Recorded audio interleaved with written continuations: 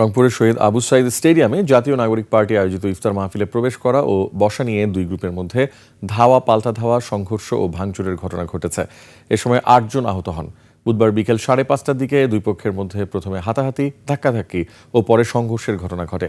এনসিপির শীর্ষ নেতাদের উপস্থিতিতে সংঘর্ষের ঘটনায় বিভিন্ন জেলা থেকে আসা অনেক নেতাকর্মী ইফতার সামগ্রী না পেয়ে চলে যান। এই ঘটনায় নেতাকর্মীদের মাঝে তীব্র ক্ষোভের সৃষ্টি হয়েছে। ইফতার মাহফিলে বিরোধী দলীয় chief whip Nahid Islam, NCP নেতা নাসিরুদ্দিন পাটোয়ারি, সার্জিস আলম ও সদস্য সচিব আক্তার হোসেন এমপি উপস্থিত ছিলেন। এদিকে নিমন্ত্রণ জানিয়ে ইফতার না দেয়ায় গণমাধ্যম কর্মীরা ইফতার মাহফিল বয়কট করেন। তবে সংঘর্ষের ঘটনাকে সামান্য বলে অভিহিত করেছে পুলিশ।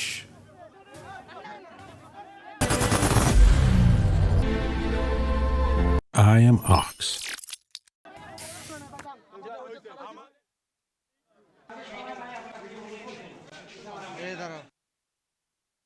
একটু হাত ধরে টানাটানি, এটা সামান্য। এখানে মারপিট কিংবা মানে কোনো গুরুতর জখম কিংবা সামান্য জখমেরও কোনো বিষয় ঘটেনি। এটা নিতান্তই একটা ছোটোখাটো বিষয়কে নিয়ে ছোটোখাটো ঘটনায় বলা যায়।